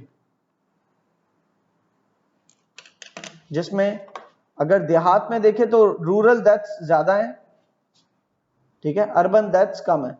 अर्बन एरियाज में 6.6 है, देहात में 6.7 है। पर एवरेज आउट करके 6.7 निकला हमारा पाकिस्तान की डेथ रेट पर 1000। अब जब हमारे पास क्रूड बर्थ रेट और क्रूड डेथ रेट आ गया तो उसकी बुनियाद पे हम निकाल सकते हैं रेट ऑफ नेचुरल इंक्रीज। अब रेट ऑफ नेचुरल इंक्रीज का फॉर्मूला आप देखें, ये रेट ऑफ नेचुरल इंक्रीज का फॉर्मूला है births in a year minus deaths in a year divide by thousands of population. Total birth पूरे साल कितनी हुई है माइनस पूरे साल डेथ कितनी हुई है divide by thousands of population. अच्छा, हम थाउजेंड्स ऑफ पॉपुलेशन पे पहले ही डिवाइड कर चुके हैं, हमने पहले ही निकाल लिया। हम इसको इस तरह से करने की बजाय एक तरीका तो यह है कि आपके पूरे साल में बर्थ कितनी हुई है उसको रखें, उसमें से माइनस करें डेथ कितनी हुई है उसको डिवाइड करते हैं 1000 से। ये तब करेंगे जब directly rate of natural increase निकाल रहे हैं, लेकिन हमने तो सीबीआर सीडीआर निकाल लिया, बर्थ रेट और डेथ रेट। तो मैं बर्थ रेट रख देता हूं यहां पर हमारा और डेथ रेट को उसमें से माइनस कर देता हूं, birth rate minus death rate. और बर्थ रेट डेथ रेट निकालते हुए मैंने थाउजेंड्स ऑफ पॉपुलेशन ही बेस ली थी, तो अब उसके लिए मुझे कुछ करने की जरूरत नहीं है, बस इसका जो आंसर आएगा उसको मैं मल्टीप्लाई 100 कर दूंगा तो मेरा परसेंटेज निकल आएगा कि मेरा रेट ऑफ नेचुरल इंक्रीज का परसेंटेज कितना है। ठीक है, सो हमारा बर्थ रेट था 27, हमारा डेथ रेट था 6.7, तो ये बचेगा 20.3 शायद। इसको मैं 20.3 को 100 से मल्टीप्लाई कर दूंगा तो मेरे पास आंसर आएगा। इसको डिवाइड बाय 1000 करना पड़ेगा, लेकिन 100 से मल्टीप्लाई नहीं करूंगा, डिवाइड बाय 1000 करना पड़ेगा वरना मेरी परसेंटेज अजीब से आ जाएगी। तो मेरे पास आंसर आएगा 2.03%, मतलब 2%। हर साल मेरा रेट ऑफ नेचुरल इंक्रीज कितना है 2%, ये यहां पर लिखा हुआ है। तो आप थाउजेंड्स ऑफ पॉपुलेशन से डिवाइड कर देना, so it is like 27 divide by 6.7, ये मेरा बर्थ रेट है, ये मेरा डेथ रेट है, और इसको डिवाइड किया 1000 से, फिर मल्टीप्लाई किया 100 से, तो 2.03 मेरा रेट ऑफ नेचुरल इंक्रीज आ गया। मतलब हर साल 2% से हमारी आबादी बढ़ती है। अगर births are more than deaths, birth ज्यादा है डेथ से, तो क्या मतलब है इसका, पॉपुलेशन इंक्रीज इन पॉपुलेशन। अगर births are lesser than deaths, births कम है डेथ से, तो पैदाइशें कम हो रही है डेथ की बनिस्बत, डेथ ज्यादा हो रही है तो डिक्रीज इन पॉपुलेशन। पाकिस्तान का क्या केस है, इंक्रीज इन पॉपुलेशन का, क्योंकि हमारा आरएनआई पॉजिटिव आ रहा है। फैक्टर्स इन्फ्लुएंसिंग पॉपुलेशन ग्रोथ, वो कौन से फैक्टर्स हैं जो पॉपुलेशन को बढ़ाने की तरफ लेके जाते हैं। ठीक है, अब आप इसके अंदर 3-4 क्लासेस बना दे, 3-4 डब्बे बना दे, जिसके अंदर उन फैक्टर्स को देखेंगे कि हमारे आबादी बढ़ने के फैक्टर्स के पीछे सोशल फैक्टर्स मौजूद हैं कि सोसाइटी का अपना कल्चर है। ठीक है, इकोनॉमिक फैक्टर्स मौजूद हैं, कमाई के जराए, ज्यादा बच्चे ज्यादा इनकम, सही है, इस तरह से। पॉलिटिकल फैक्टर्स, ठीक है, और इसके अलावा एजुकेशनल फैक्टर्स, एजुकेशन फैक्टर्स। ये 4 डब्बों में क्लासिफाई कर रहे हैं हमारी आबादी बढ़ क्यों रही है उसको। तो अगर ऊपर से देख लें, आप लोग पढ़ते हो इसको पूरे तौर पे लीजिएगा। ठीक है, इसमें मिसाल के तौर पे सोशल फैक्टर्स की बात करें तो सोशल फैक्टर्स के अंदर ये कि more children will mean more income. इस तरह से जिन घरानों में देखा जाता है कि ज्यादा बच्चे होंगे तो ज्यादा कमाई के जराए बढ़ेंगे। ठीक है, तो इसकी बुनियाद पर बच्चे ज्यादा ले रहे हैं। या अगर हेल्थ का भी एक डब्बा वैसे होना चाहिए था, चलो मैं वो सोशल में डाल देता हूं। अगर लगता है कि इन्फेंट मोर्टेलिटी है, मतलब हर अगर देहात के अंदर अच्छी फैसिलिटी नहीं मौजूद और उनको लगता है कि हर जना 4-5 बच्चों में से 2-3 बच्चों की डेथ्स हो जाते हैं, तो वो एज अ प्रिकॉशन ज्यादा बच्चे लेते हैं कि हो सकता है 1-2 मर जाएं। तो फिर इस वजह से भी आबादी बढ़ जाती है। जरूरी थोड़ी वो मरेंगे, सर्वाइव भी तो कर सकते हैं। ठीक है, तो अगर खुदा ना खास्ता की डेथ्स नहीं होती तो सर्वाइव करेंगे। तो आपने तो इनिशियली जो लेट्स सपोज प्लान किया था कि हमारे 5 बच्चे होने चाहिए, लेकिन एहतियातन हम 7 बच्चे लें या 8 बच्चे लें, तो सर्वाइव शायद 4-5 करें, और वो 8 सर्वाइव करते हैं तो पॉपुलेशन बढ़ गई। ठीक है, पॉपुलेशन बढ़ना प्रॉब्लम कब है, रिसोर्सेज मैच नहीं हो रही होती उसको, सही है। सोशल फैक्टर्स के अंदर हमारे पास मोर चिल्ड्रन मोर इनकम सोच के चल रहे हैं, या फिर एज अ प्रिकॉशन चल रहे हैं कि किसी बच्चे की डेथ हो गई तो फिर ज्यादा बच्चे ले लो। या तीसरी चीज ये कि हमारे यहाँ पर अर्ली मैरिजेस से क्या होता है कि स्पेन, देखो प्रोडक्टिव ईयर्स अगर 15 साल से 50 साल की उम्र ले लो, ये प्रोडक्टिव एज है अगर खातून की, तो जितने अर्ली मैरिज होगा तो उतने ज्यादा बच्चों की वो कैपेसिटी बढ़ जाएगी ये खातून में। फिर वक्फे ना लेना, मतलब अगर एक औलाद हुई फिर दूसरी औलाद फौरन हो गई, तीसरी औलाद फौरन हो गई, हेल्थ की तरफ कॉन्शियस ही नहीं है कि माँ की क्या हेल्थ होती है, और बच्चों जब माँ की हेल्थ अच्छी होगी तो हेल्दी बेबी होगा, राइट। इसको कॉन्शियस अगर नहीं है और लगातार बच्चे होते चले आ रहे हैं, तो उसकी अवेयरनेस ना होना भी एक हमारा सोशल फैक्टर है, या आप उसको सोशल नहीं तो एजुकेशन फैक्टर कह दें कि education factor, education point of view से हमारे पास हेल्थ लिटरेसी नहीं मौजूद, कि हेल्थ को मद्देनजर रखते हुए चले अगर, सही है। वो होते हैं जो अपने घरों में वक्फे, 2 बच्चों के दरमियान वक्फा रखते हैं, फिर तीसरा बच्चे में वक्फा होता है, तो जब ये वाला फैक्टर होता है मौजूद, तो आप देखेंगे कि बड़ा स्टेबल है। लेकिन वो जिनके लगातार बहुत सारे बच्चे एक के बाद, तो यू माइट फाइंड, क्योंकि at the end of the day एक इंसान है और वो वीक पड़ सकता है। तो अगर आपको हेल्थ अवेयरनेस नहीं है, हेल्थ अवेयरनेस होती तो you would have taken breaks, और जब ब्रेक्स लेते तो नेचुरली आपकी औलाद इतनी ज्यादा नहीं होती तादाद में, ठीक है। तो ब्रेक्स ना लेना, अच्छा ये सोशल फैक्टर्स में आ जाते हैं, आपको रीड कर लेना। Economic factors, income point of view से, इनकम पॉइंट ऑफ व्यू से कि इनकम ज्यादा होगी ज्यादा बच्चे होंगे। अच्छा सोशल में एक और फैक्टर बहुत ही मुझे सबसे बुरा लगता है, जो एक्सपेक्टेशन फॉर अ सन।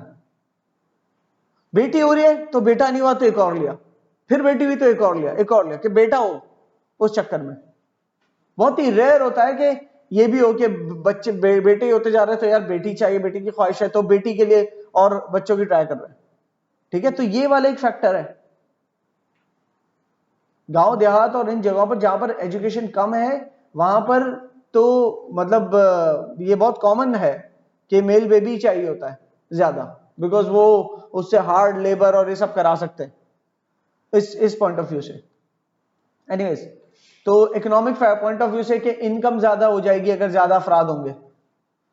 इस सब के अंदर आप जहन में ये रखना, देखो रिस्क का वादा तो अल्लाह का है, आपके सर पे तरबियत होती है, ओके। सो इफ तादाद बढ़ रही है और उसको उतने हिसाब से तरबियत नहीं दे पा रहे, so you have to first ensure कि किस तरह से तालीम और तरबियत और फैसिलिटीज आप प्रोवाइड कर सकते हैं, उस हिसाब से you go for it, okay. ये एक एजुकेशन का एक बड़ा मेच्योर समझ लो टॉपिक है आपके लिए, तो I just tell some points. क्या अपनी कल्चरल या रिलीजियस पॉइंट ऑफ व्यू को इसके साथ ये मत समझना ऑपोजिट जा रहा है। अगर आपकी तरबियत बेहतरीन है, एजुकेशन बेहतरीन है, so there should be more in your family, और जहां पर ये चीजें नहीं मौजूद वहां पर there should be less people, क्योंकि आप सोसाइटी को आगे लेके जा सकते हैं। अगर एक फैमिली जो कि बहुत प्रोडक्टिव है in terms of skills, in terms of education, वो अवेयरनेस अच्छी फैला सकते हैं, हेल्थ फैसिलिटीज फराम कर सकते हैं, बहुत कुछ, मतलब जो दुनिया के अंदर कोई चेंज लेके आ सकते हैं, आप कहोगे इनके आबादी ज्यादा होनी चाहिए because they are bringing positive resources to the world, okay. So पहली शर्त यह है आपकी कि how better you can do the तरबिया going forward.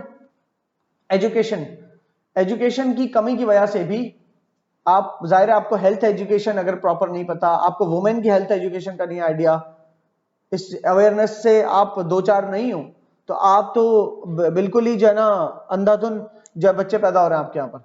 But this will reduce the health of the lady of the house. तो education की कमी की वजह से भी पॉपुलेशन में इजाफा होता है। पॉलिटिकल फैक्टर्स भी होते हैं, ये आप यहां पर पढ़ लेंगे सारे, ठीक है। कि पॉलिटिकल फैक्टर्स के अंदर अगर फैमिली प्लानिंग की पॉलिसीज प्रॉपर नहीं है गवर्नमेंट की तरफ से, अगर गवर्नमेंट इन देहातों में, चलो शहर में तो नॉलेज ज्यादा होती है, शहरों में आप देखोगे भी ना तो औलादे हर घर में इतनी ज्यादा नहीं होती। जो शहर में ज्यादा औलादे जिस घर में होती है ना, वो तो गांव में कम से कम औलादे होंगी शायद।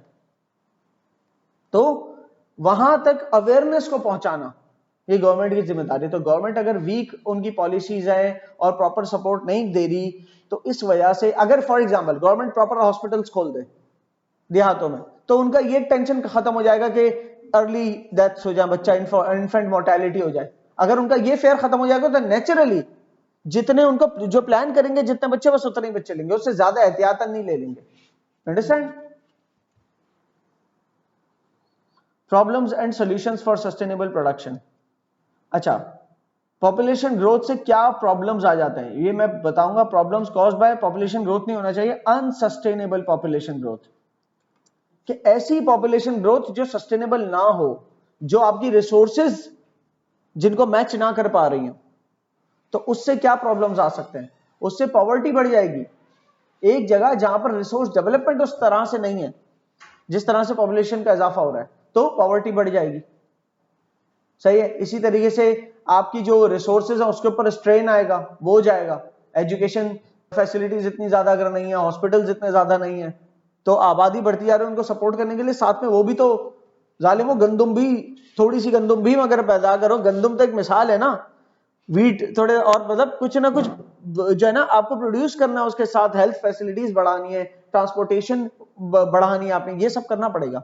और ये सब नहीं करेंगे तो क्या होगा, आपके मुल्क के ऊपर बोझ बनेगा अलग अलग सेक्टर्स पे। हाउसिंग सेक्टर के ऊपर बोझ बढ़ेगा कि आपके जो हाउसिंग सेक्टर है उस तक फैसिलिटीज पहुंचती हैं, वो पहले तो जमीन चाहिए, और जमीन अगर अवेलेबल नहीं है तो आप फॉरेस्ट काट रहे हो। पहले तो आप वर्टिकल स्ट्रक्चर की तरफ जाओ। ये जमीन सारे जमीन के अपने घरों की तरफ जाने के बजाय एक ही जगह के ऊपर बिल्डिंग के अलग अलग फ्लोर्स के ऊपर आबादी जो है ना सेटल हो गई, नंबर वन। फिर वहां तक अगर आपने यूटिलिटीज पहुंचानी है, सीवेज की लाइनें, गैस की लाइनें, पानी की लाइनें, बिजली की लाइनें, तो वो प्रॉपर हो, वेस्टेज कम हो रहा हो वाटर का, तब जाके सस्टेनेबल होता है, राइट। तो सस्टेनेबल प्रैक्टिसेस नहीं होंगी तो पॉपुलेशन ग्रोथ आपके लिए अनसस्टेनेबल है, सस्टेन नहीं कर पाओगे। इन्वायरमेंटल चैलेंजेस भी होते हैं, पॉल्यूशन होता है, ज्यादा आबादी है और सेवेज के निजाम अच्छे नहीं है, कचरे के डिस्पोजल के निजाम अच्छे नहीं, तो पॉल्यूशन होगा। ठीक है, जो कि देखने को हमें कब मिलता है, जब रूरल टू अर्बन माइग्रेशन होती है। रूरल एरिया से अर्बन एरियाज में आते हैं काम ढूंढने के लिए किसी भी वजह से, और उनको अर्बन एरियाज में ही काम वगैरह नहीं मिलता है, तो पहले तो आप उनको देखोगे स्लम्स बना लेते हैं, कच्ची आबादियां बना लेते हैं। वो कच्ची आबादियों में रहते हैं, तो टेंट्स वगैरह के अंदर एक आरजी सी लिविंग होती है उनकी। फिर वहां पर पोल्यूशन भी हो रहा होता है, आप देखते हैं। प्रॉपर सैनिटेशन नहीं है ना, प्रॉपर पानी की लाइनें नहीं है, गैलनों से गुजारा हो रहा है, और प्रॉपर सेवेज के निजाम नहीं है वहां पर, तो सैनिटेशन मतलब सफाई सुथराई के मसले आ जाते हैं। सो इन्वायरमेंटल पोल्यूशन होता है। फिर डिफॉरेस्टेशन होती है कि इतनी ज्यादा आबादी बढ़ती जा रही है, उसको सेटल करने के लिए जहां फॉरेस्ट दिख रहा है फॉरेस्ट काट के कोई हाउसिंग सोसाइटी बना दी, तो डिफॉरेस्टेशन हो गई। इसी तरह कहीं और उस आबादी को सपोर्ट करने के लिए एग्रीकल्चर चाहिए, फूड चाहिए, तो फूड उगाने के लिए भी जमीन चाहिए। अब वो जमीन रेगिस्तानों में तो नहीं ढूंढोगे, फूड उगाने के लिए जो जमीन चाहिए वो इंडस प्लेन्स के आसपास ही होगी। तो आसपास कहीं फॉरेस्ट दिखे, फॉरेस्ट काट के वो एग्रीकल्चर का लैंड बना दिया, जब यहाँ से एग्रीकल्चर क्रॉप्स होगी खाली। सही। तो क्रॉप्स इन्वायरमेंट को इतना फायदा नहीं देते जितना एग्रीकल्चर, जितना फॉरेस्ट देते हैं, ये याद रखना। ये दरख्त वगैरह पूरे जो होते हैं ना, ये इन्वायरमेंट को ज्यादा फायदा पहुंचाते हैं। लेकिन वो हटा के आप क्रॉप्स लगा रहे हो, एग्रीकल्चर लगा रहे हो, क्यों? क्योंकि आप वहां से खुराक पैदा करना चाह रहे हो इतनी आबादी के लिए।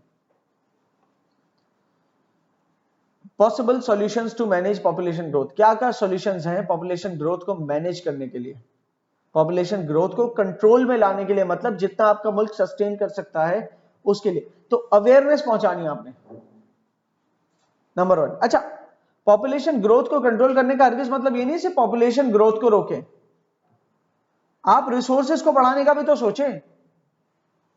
पॉपुलेशन ग्रोथ को सस्टेनेबल करना है ना, दो तरीके हैं, पॉपुलेशन ग्रोथ को रोक दो, दूसरा तरीका है रिसोर्सेज को बढ़ा दो। ठीक है, या तो पॉपुलेशन ग्रोथ को रोकने वाले पॉइंट्स की तरफ आओ, या रिसोर्स बढ़ाने की तरफ आओ, या दोनों की तरफ आओ, दोनों के कॉम्बिनेशन पे चलो। मतलब आप हेल्थ अवेयरनेस प्रोवाइड करो, जाके फैमिली प्लानिंग प्रोग्राम्स करवाओ जहां पर हेल्थ अवेयरनेस दो, कितने वक्फे होने चाहिए चाइल्ड बर्थ के दरमियान। फिर वहां पर साथ में फैसिलिटीज भी फराम करो मेडिकल, ताकि उनको भी इनसिक्योरिटी ना हो कि उनका जो है ना उनके पास फैसिलिटीज नहीं है, तो वो तो इसी बेसिस पे जो है ना ज्यादा से ज्यादा बच्चे ले रहे हैं कि कुछ मर गए तो, और ये नॉर्मल प्रैक्टिस है। और फिर अवेयरनेस दो कि भाई लड़कियां बोझ नहीं होती हैं। वो जो माइंडसेट बना हुआ है वो पिदरशाही निजाम कहलाता है, बाप से चलता हुआ बेटे से चलता हुआ वाले निजाम पूरा।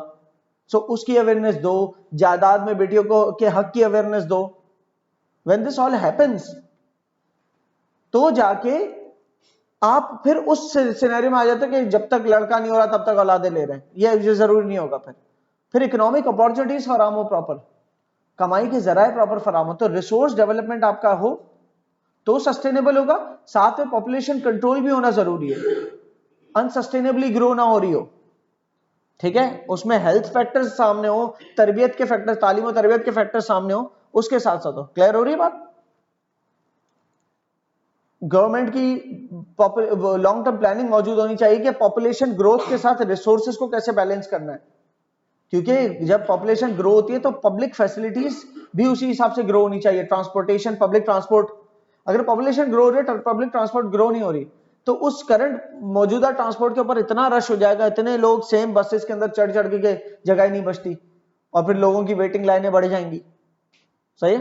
तो ये गवर्नमेंट की सपोर्ट, इसी तरह बिजली, पानी, इन सब की फराहमी गवर्नमेंट की तरफ से इनफ होनी चाहिए उस पॉपुलेशन को सपोर्ट करने के लिए। जब गवर्नमेंट फेल हो जाती है ये सब करने में, जब एक मुल्क फेल हो जाता है ये सब करने में, तो वो पहले सबसे पहले इस तरफ दौड़ता है कि पहले जो है ना पॉपुलेशन में जो एडिशन है ना वो कम हो, क्योंकि अभी मौजूद है उसको हम सस्टेन नहीं कर पा रहे। सही? और इस सब के बैक पे जो है ना वो एजुकेशन है। एजुकेशन होगी तो एजुकेटेड लोग आगे जाएंगे, एजुकेटेड लोग आगे जाएंगे तो वो फिर बेहतर इकोनॉमिक अपॉर्चुनिटीज की तरफ जाएंगे, कमाई के जराये की तरफ जाएंगे, अच्छे स्किल्स के साथ अच्छी सर्विसेज देंगे, बड़े बड़े प्रोजेक्ट्स कंप्लीट कर पाएंगे कि जिससे आवाम मुस्तफीद होगी। तो कोई डैम बना रहा है कौन? कोई पढ़ा लिखा इंसान होगा जो डैम बनाएगा, राइट? अनपढ़ तो नहीं बनाएगा वो डैम को, कोई स्किल्ड बंदा ही बना सकता है एक dam. Social and educational reforms, तो सॉल्यूशंस के अंदर क्या है? आप एजुकेशन के अंदर रिफॉर्म्स लेके आए, अपनी लिटरेसी रेट को बढ़ाएं, देहाती इलाकों तक आपकी एजुकेशन पहुंच रही हो। जब वहां तक एजुकेट होना शुरू हो जाएंगे लोग, तो उसमें खवातीन भी फिर एजुकेट होंगी। जब खवातीन भी एजुकेट होंगी तो वो सेल्फ अवेयर होंगी। जब वो सेल्फ अवेयर होंगी अपनी हेल्थ के बारे में, तो वो हेल्दी तरीके से हेल्दी बर्थ की तरफ जाएंगी। सही है? उसके बाद public awareness program on reproductive health, के पब्लिक अवेयरनेस के लिए जनरल प्रोग्राम्स करवाए, क्योंकि खवातीन तो सेल्फ अवेयर हो गई, लेकिन उनके ऊपर अगर जो है ना उनके साथ एक मर्द भी है उसको भी एजुकेट करना है, तो पब्लिक के अवेयरनेस प्रोग्राम भी होने चाहिए इस चीज को लेकर। Health care, investing in maternal and child health services to reduce infant mortality, कि आप बच्चे की या माँ की जो है ना उसकी तरफ मुतवज्जे हैं, मुतवज्जे हो जाए हेल्थ फैसिलिटीज देने की तरफ, ताकि उनको ये इनसिक्योरिटी ना हो कल को कि बच्चा जो है ना मतलब प्रिकॉशनरी वो बर्थ ना ले रहे हो, उनको ये इनसिक्योरिटी ना हो कि बच्चे मर जाएंगे। आप उनकी तरफ हेल्थ फैसिलिटीज की डायरेक्शन रखेंगे तो उनको ये होगा कि नहीं, और चाइल्ड विल सर्वाइव, क्योंकि प्रॉपर फैसिलिटीज मौजूद हैं।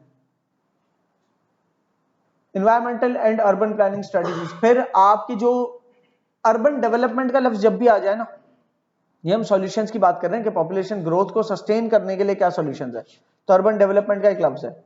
अर्बन डेवलपमेंट की जब भी बात आ जाए, इसका मतलब ये होता है कि आपका शहर वाली डेवलपमेंट। अर्बन डेवलपमेंट मतलब शहरी जो फैसिलिटीज होती है ना, शहर में क्या फैसिलिटीज होती है? शहर का इंफ्रास्ट्रक्चर बेटर होता है, शहर का इंफ्रास्ट्रक्चर बेटर होता है। इंफ्रास्ट्रक्चर बेटर होता है मतलब रोड, ट्रांसपोर्ट के जो जराए हैं, ट्रांसपोर्ट के अंदर रोड आ जाता है, पटरी आ जाती है, एयरपोर्ट्स आ जाते हैं, ठीक है ना, तो शहर का ट्रांसपोर्ट बेटर होता है, शहर की यूटिलिटीज बेटर होती है। यूटिलिटीज के अंदर आ जाते हैं तो water supply, electricity, natural gas जो घरों में कुकिंग गैस आती है, सेवेज का निजाम, ठीक है ना। इसी तरीके से यूटिलिटीज में आ जाओ तो कम्युनिकेशन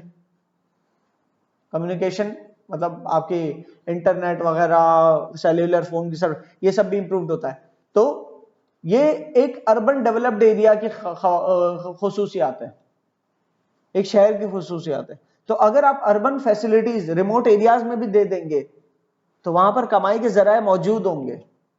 तो अब वहां जो पॉपुलेशन ग्रो हो रही है वो कहीं जाकर खप भी रही है, कहीं कमाई के जराये की तरफ भी जा रही है, ना कि वो जो ग्रो हो रही है पॉपुलेशन, गांव में अगर कमाई की अपॉर्चुनिटीज नहीं तो वो मूव आउट हो रहे शहर की तरफ जा रहे हैं, बड़े ख्वाब लेकर शहर पहुंचे तो वहां भी अपॉर्चुनिटीज नहीं है, तो स्ट्रेन हो गया रिसोर्सेज पे। तो रिसोर्स डेवलप करें आप, ये आपका एक तरीका होगा पॉपुलेशन ग्रोथ को सस्टेन करने का, कि जो ग्रो हो रही है उसको सस्टेन। अभी तो फिलहाल मसला ये कि करंट पॉपुलेशन भी सही तरीके से खपी हुई नहीं है, इसीलिए बहुत सारे लोग मुल्क छोड़ के जा भी रहेंगे, प्रॉपर अपॉर्चुनिटीज नहीं है। तो ये हमारे पास सॉल्यूशंस हैं सारे लिखे हुए, ये आप लोग पढ़ लेंगे, इजी है, सारी बात पीछे हो गई है कि जब पॉपुलेशन ग्रोथ हो रही हो to possible solutions to manage it to sustain population growth, कि ये जो पॉपुलेशन ग्रोथ हो रही है उसको सस्टेन कैसे किया जा सकता है। एक तरीका क्या है, पॉपुलेशन ग्रोथ जो बहुत ही अंधाधुंध तरीके से अगर इंक्रीज हो रही है तो उसको थोड़ा सा कंट्रोल किया जाए।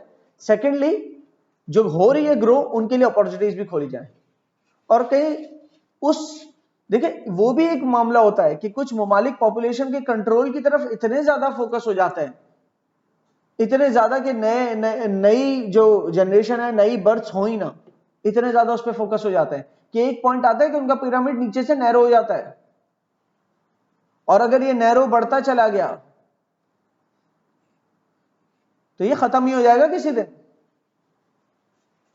अब जापान जैसी जगह पर दोबारा से अवेयरनेस प्रोग्राम कराने पड़ेंगे कि भाई बर्थ लें, शादियां करें और बर्थ लें और बच्चे लें। उल्टा हो गया। पर अब वो आदी हो गए इस लाइफस्टाइल के, नहीं यार बच्चों को पालना is a very big job, active job, इस तरह से अगर सीन मतलब हो जाता है तो इस इंडिविजुअल लाइफस्टाइल के अगर आदी हो गए, खानदानी निजाम से हटके इंडिविजुअल निजाम की तरफ अगर वो चले गए, सो इफ दैट कंटिन्यूज, सो वो आपकी जनरेशन, अपकमिंग जनरेशन को समझ लो ऑलमोस्ट वाइप आउट कर देगा। और वो मसले तब फील होंगे जब ऐसा आपके मुल्क के साथ हो रहा होगा।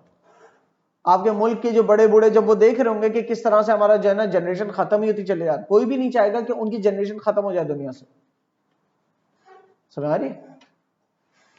एनीवेज, तो अभी लेकिन पाकिस्तान इससे बहुत दूर है, ठीक है ना। और पाकिस्तान का असल मसला है रिसोर्स डेवलपमेंट, वो जरूर है हमारा, पॉपुलेशन ग्रोथ के साथ सस्टेनेबल होना चाहिए।